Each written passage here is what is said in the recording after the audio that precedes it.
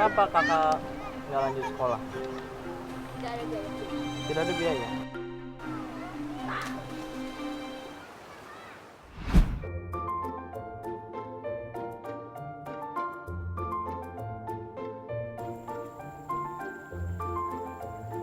Jeki dan kelima kawannya pergi memancing ke Sungai Cawang. Jaraknya tak terlalu jauh, hanya sekitar 500 meter saja dari desa.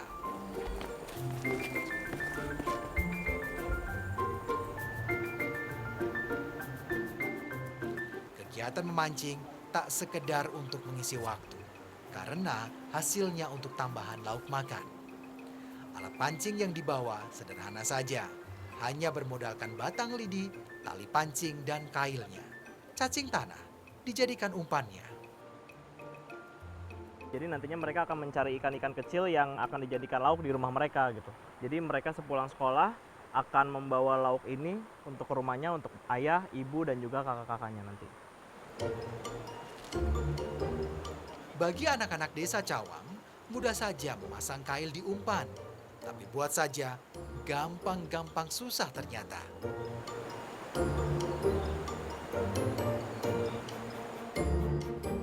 Jeki dan kawan-kawannya mulai mencari lokasi mancing yang dianggap strategis.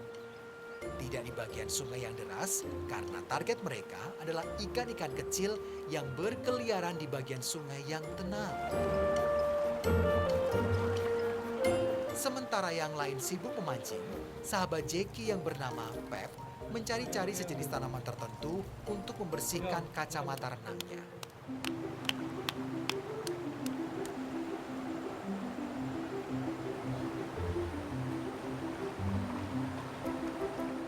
Cara mencari ikan Pep memang berbeda dengan yang lain. Ia mencari ikan dengan menyelam. Jeki, Tesar, dan Rio sama-sama siswa kelas 5 SD. Sementara Pep dan Zaki duduk di kelas 4. Edi yang sudah kelas 6 bingung akan melanjutkan sekolah atau tidak. Kemiskinan membuat anak-anak desa Cawang tak punya banyak pilihan. Ya, orang tua mereka hanya petani miskin yang hidup pas-pasan. Rata-rata hanya lulusan sekolah dasar saja. Sebenarnya, Edi adalah anak yang berprestasi di sekolah. Ia termasuk anak yang cerdas di kelasnya. Edi memiliki dua cita-cita, ingin menjadi dokter atau seorang atlet bulu tangkis agar bisa meningkatkan harkat dan derajat keluarganya. Sayangnya, impian Edi sepertinya sulit untuk terwujud.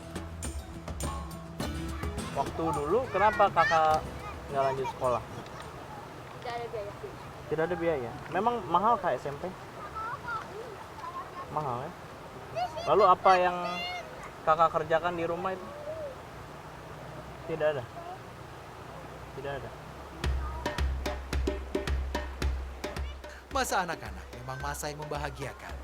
Tak nampak dalam diri mereka berbagai masalah hidup saat bermain. Bebas lepas, bercengkrama dengan alam.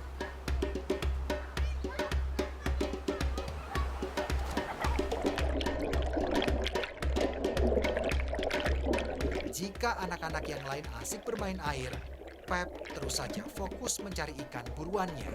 Dan hasilnya tak mengecewakan. Ikan apa itu namanya? Sepupul. Sepupul. Sambil nungguin ikan biasanya mereka sambil mandi kayak gini. Tapi tetap beberapa orang diantaranya akan nyari-nyari ikan di sekitar tempat mereka mandi. Sini mana? Wih. Ini ikan sepupul. Bentuknya hampir mirip lele tapi lebih kecil ya. Ikan hasil tangkapan lalu dikumpulkan dalam wadah yang diisi air sungai. Hari ini sepertinya kami kurang beruntung. Belum banyak ikan yang berhasil kami tangkap. Hanya Pep dan Edi saja yang mendapat ikan. Sisanya terpaksa pulang dengan tangan hampa. Dan cuaca sepertinya kurang mendukung. Ya, ini karena cuacanya udah hujan deras seperti ini, anak-anak terpaksa selesai mandi dan mancingnya pun diselesaikan sama mereka. Dapat nggak dapat, langsung kita kembali ke pemukiman. Ayo, balik.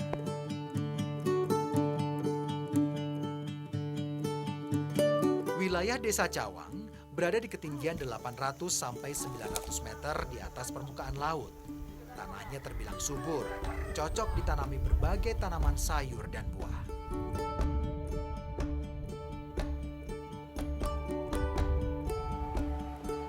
Bersama Jeki, saya ikut ke kebun durian. Siapa tahu ada durian yang bisa dibawa pulang. Durian dari Desa Cawang terkenal enak, apalagi duriannya durian jatuhan yang matang sempurna.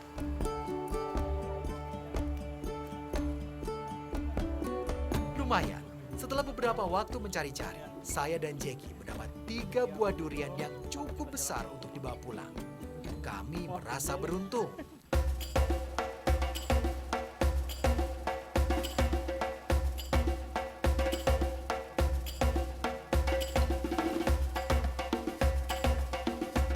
Ini Jack. Mana dapatnya ya? Di tengah perjalanan pulang, kami berjumpa dengan ayah Jeki, Pak Hadirman, yang sedang memanen buah air-air. Kebetulan memang sedang musimnya, jadi hasilnya lumayan banyak. Buah air-air mirip dengan duku atau langsat, hanya saja kandungan airnya lebih banyak, dengan rasa asam manis. Usai memanen buah air-air, kami pun beranjak pulang. Habis ini lama pucuk.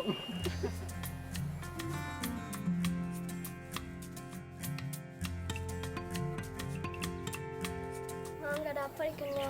Bila nih dapat manukai, dapat Untuk teman makan nasi, Ibu Helmi pergi ke belakang rumah mencari sayur mayur di dekat hutan. Jalannya ternyata cukup sulit. Kami harus melintasi tanaman semak dan duri untuk mendapatkan tanaman unji dan mumbu yang enak disayur. Wah, ternyata sudah ada ibu-ibu lain yang mencari mumbu. Mumbu termasuk tanaman liar yang hidup di tanah yang lembab di kawasan hutan dan belum bisa dibudidayakan warga. Banyak juga daun umbu yang kami dapat. Selanjutnya, kami mencari bunga unji. Di Pulau Jawa, kita mengenalnya dengan kecombrang atau honje. Harganya lumayan mahal. Aroma honje cukup kuat, enak dibuat sambal atau sayur. Jadi cara paling murah, cara paling mudah untuk bisa mendapatkan sayur-sayuran adalah di belakang rumah mereka.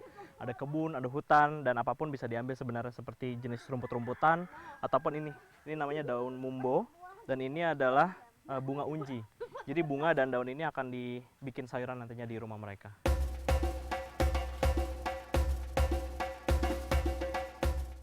Sesampainya di rumah, Ibu Helmi langsung memasak sayuran yang didapat dari hutan.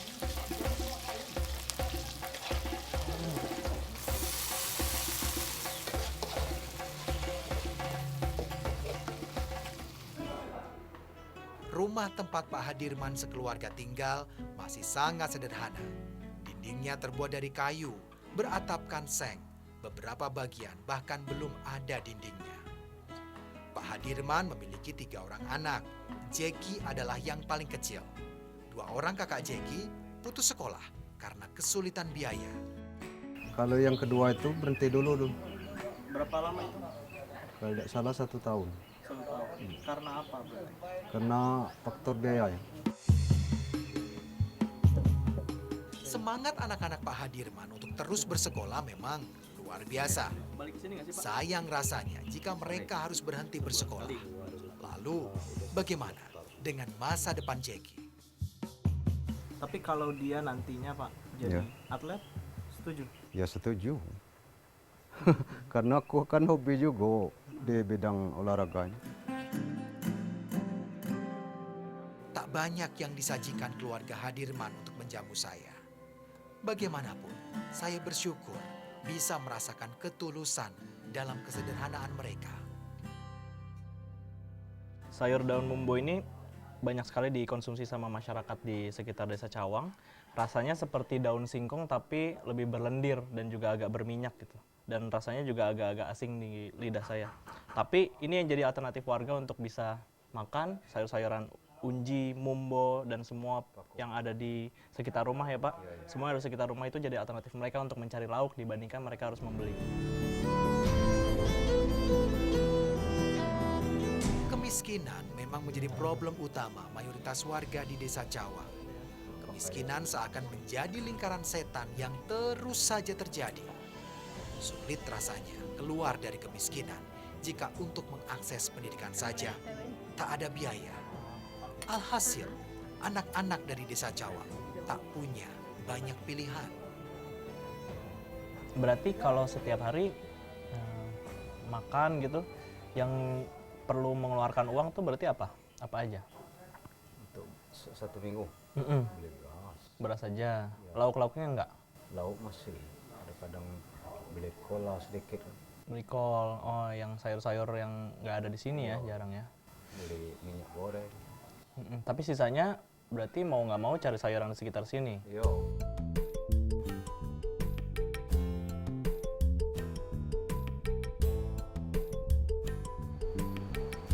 Untuk mendapat penghasilan, Pak Hadirman menjual hasil panennya berupa durian dan buah air-air. Ia menjualnya di hari pasar sekali dalam sepekan.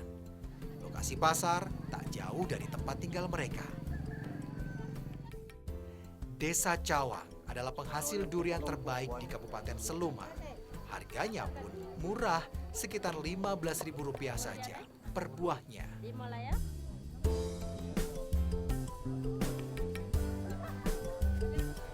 Buah air-air dijual dalam kemasan plastik. Harganya Rp2.000 saja. Jika semuanya laku terjual, bisa didapat uang lebih kurang Rp100.000. Ini belum selesai terjual semua, tapi ketika terjual semua nanti durian ataupun air-air, Bapak dan juga Jeki serta keluarga sudah bisa membayangkan uang itu akan dibuat apa nantinya. Biasanya mereka akan membeli beras dan juga bahan pokok lainnya untuk dibawa ke rumah lagi. Tak banyak memang uang yang didapat Pak Hadirman dari berjualan buah. Apalagi hasilnya tergantung musim. Mereka harus mencari sumber pendapatan lain agar bisa bertahan hidup.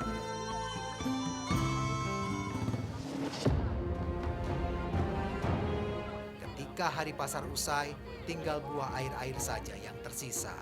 Masih bisa dijual di pekan depan jika kondisinya masih layak. Pak Hadirman kemudian berbelanja kebutuhan sehari-hari dengan uang yang didapatnya dari berjualan buah. Entah sampai kapan keluarganya bisa bertahan dengan hidup yang pas-pasan. Pendidikan untuk Jeki sepertinya semakin berat untuk terwujud.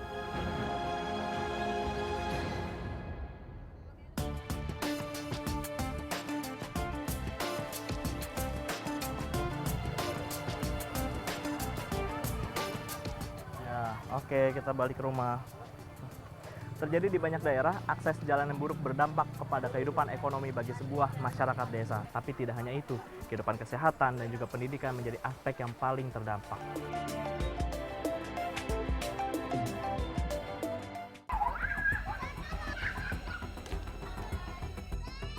Jadi cita-citanya jadi apa nanti?